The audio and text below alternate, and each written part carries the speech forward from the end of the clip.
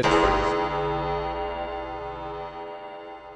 weekend, Secretary of State Hillary Clinton said this about the tyrant Assad in Syria. There's a different leader in Syria now. Many of the members of Congress of both parties who have gone to Syria in recent months have said they believe he's a reformer. Well, that statement causing. On veut les conseils de l'opposition syrienne sur comment accélérer les perspectives d'une solution politique, parce que c'est selon nous la meilleure façon d'aller vers la paix. Ce n'est pas l'Occident qui décide quel régime est bon et lequel doit être renversé. Ce n'est pas à l'Occident d'assurer notre stabilité, de nous dicter notre comportement. En adoptant cette posture politique, Bachar el-Assad sait qu'il ne risque pas grand-chose. Les États-Unis n'ont pas l'intention de renverser son régime. Les Syriens savent que finalement l'intérêt des États-Unis c'est de préserver le régime alawite d'Assad. Donc les Américains n'iront jamais aussi loin que déloger ou de renverser ce régime.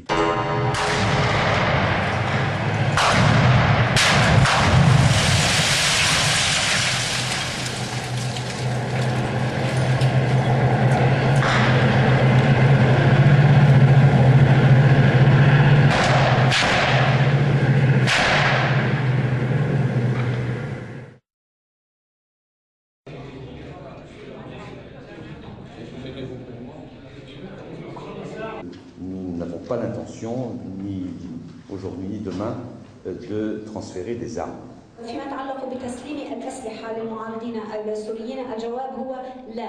La France aide bien sûr l'opposition syrienne. Nous avons apporté des médicaments, des fonds, etc. Pour ce qui concerne l'armement, il y a jusqu'ici un embargo de la part des pays européens vis-à-vis des armes.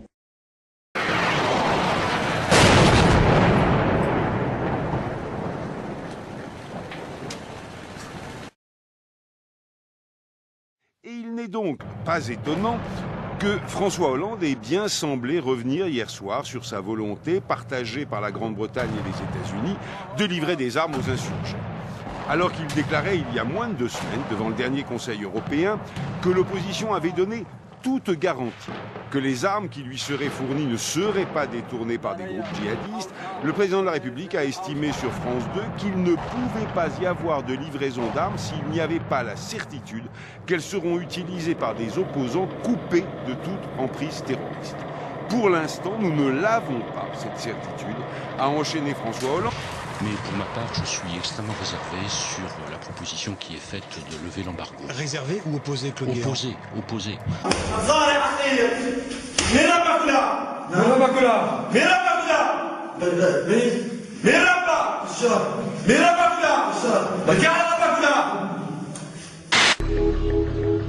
Surtout ne jamais critiquer la famille Assad, père puis fils, régnant depuis 40 ans sur une population aujourd'hui rongée par la crise économique. Les opposants politiques sont morts, en exil ou en prison. Et les hommes des services de renseignement sont partout et veillent à ce que rien ne bouge.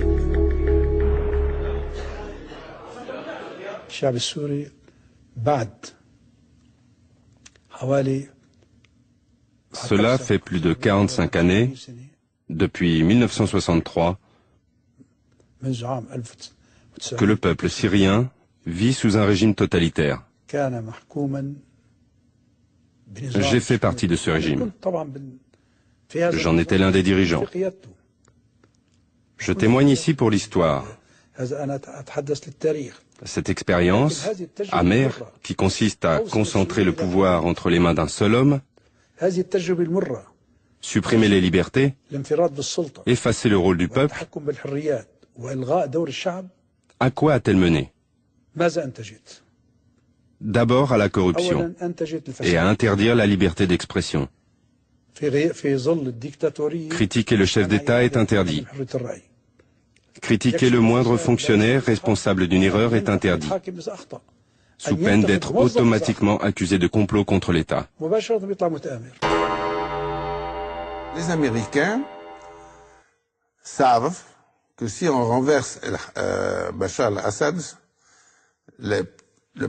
c'est un très gros risque pour l'Occident, parce que les Frères musulmans est la seule force politique en Syrie qui est vraiment organisée et qui peut-être ne prendra pas le pouvoir à Damas complètement, mais qui sera le centre du pouvoir à Damas. Une dictature alawite minoritaire préoccupée par son maintien au pouvoir vaudrait mieux qu'une majorité sunnite proche des islamistes. Les États-Unis, sur ce, ont décidé carrément d'attaquer le groupe le plus terrible des islamistes djihadistes qui affluent particulièrement dans le nord et qui sont assez violents.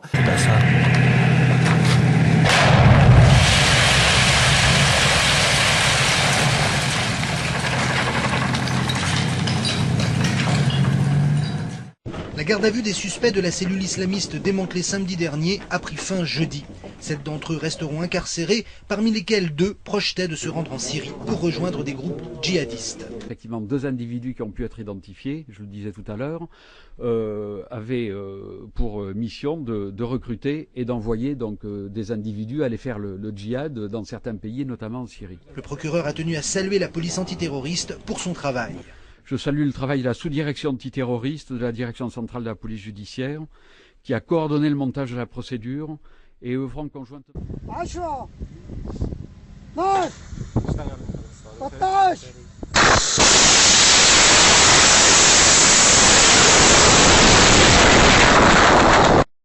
Monsieur le ministre de l'Intérieur, vos services ont démantelé une filière de 4 djihadistes qui sont toujours en garde à vue. Il y a des cellules, des filières, des individus qui vont faire le djihad, comme on dit, en Afghanistan, en Syrie d'abord, mais aussi au Sahel en moindre nombre, qui peuvent aussi frapper sur notre territoire. Les enquêtes d'opinion montrent d'ailleurs en ce moment que les Français ont peur de l'islamisme. Ils sont persuadés que des actes de terrorisme auront lieu ici, dans le futur, parfois bientôt. Est-ce que vous êtes en mesure de les rassurer?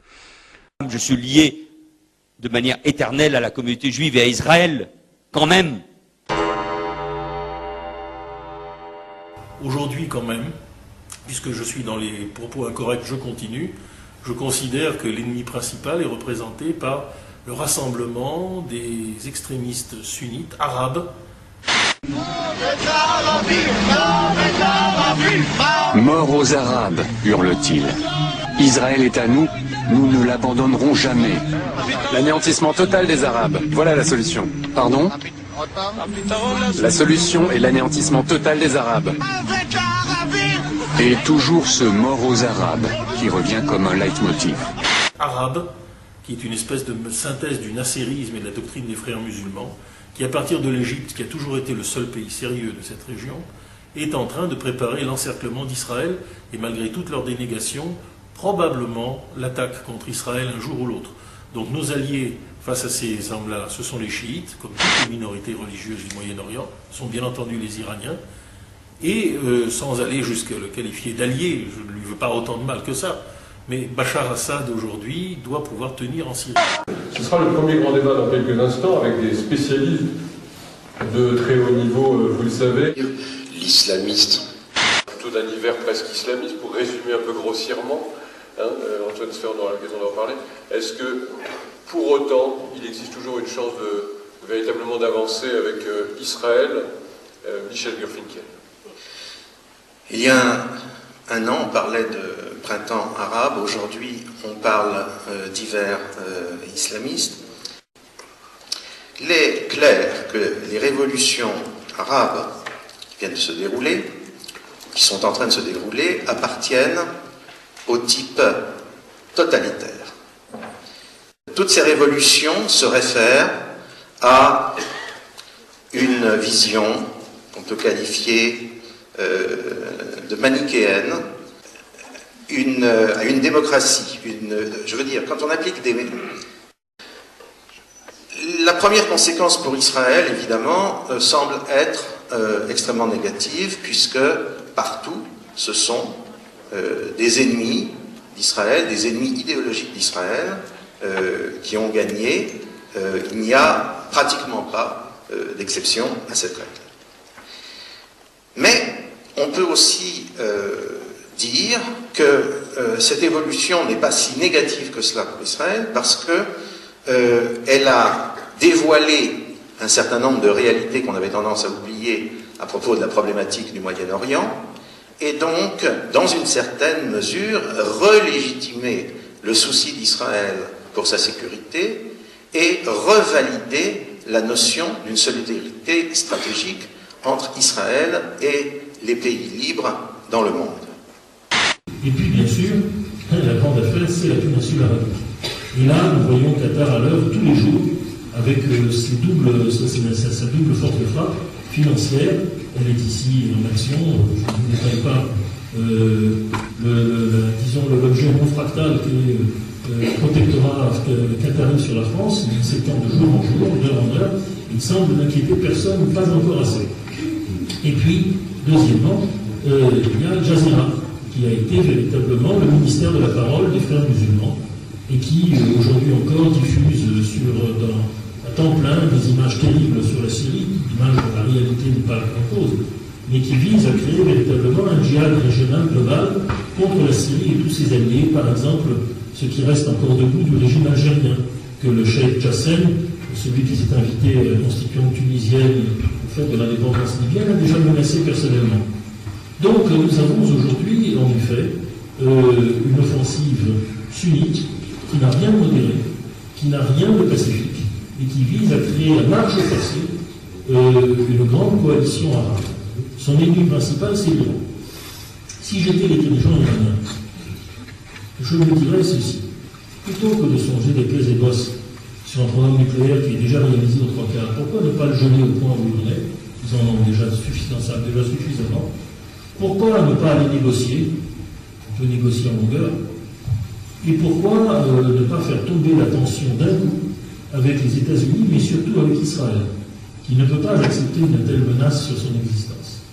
Ce jour-là, peut-être que Iraniens, Israéliens, et tous ceux qui sont attachés parce qu'ils sont minoritaires déjà, ou simplement parce qu'ils découvrent les libertés démocratiques de l'Occident, aux droits des personnes, aux droits des individus, aux droits d'hommes, peut-être que tout cela pourrait constituer un barrage efficace à cette montée en puissance de la puissance égyptienne. C'est ma recommandation aux dirigeants iraniens, peut-être aussi avec Netanyahou, mais j'ai l'impression que sur ce point-là, il y a quelqu'un qui est tout à fait d'accord avec moi, c'est Meir Dagan, l'ancien patron du Mossad, qui, comme par hasard, a attendu 5 minutes après avoir quitté ses fonctions, qu'un micro lui soit tendu, pour dire ceci: une guerre ouverte d'Israël avec l'Iran serait, dans les circonstances actuelles, je cite de mémoire, la pire invention faite par les hommes politiques les plus imbéciles dans les circonstances les plus difficiles. Bruce Toussaint. Europe 1 matin. L'actualité internationale, Alexandre Adler, bonjour. Bonjour Bruce. Alors on va revenir sur la visite en Israël en début de semaine de Vladimir Poutine. Pourquoi? Parce que cette visite pourrait avoir des conséquences diplomatiques importantes dans les jours qui viennent. Donc c'est important d'y revenir. Sur la Syrie, les Israéliens ne mettent plus la moindre pression sur Bachar Assad. Ouais. Ils avaient déclaré qu'ils souhaitaient sa chute du bout des lèvres. Maintenant, il n'en est même plus question. C'est vrai qu'au début des révolutions arabes, l'axe qui se prénommait l'axe de la résistance, c'est-à-dire Iran, Syrie, Hamas et Hezbollah, a semblé gagner. Parce que le régime égyptien est tombé, le régime tunisien est tombé, 2 régimes pro-occidentaux. Donc on a eu vraiment l'impression que l'Iran et ses alliés avaient le vent en poupe. Et puis, le mouvement qui a été déclenché fondamentalement par des raisons internes a frappé la Syrie et pose aux acteurs qui ont une vision régionale des difficultés. On l'a vu par exemple avec les différences de position entre le Hamas et le Hezbollah.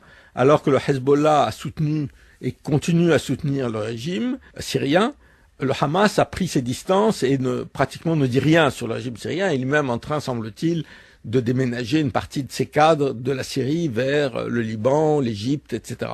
Le leader du puissant mouvement chiite, qui accuse l'opposition syrienne de vouloir détruire la Syrie, a renouvelé son soutien aussi à Bachar el-Assad.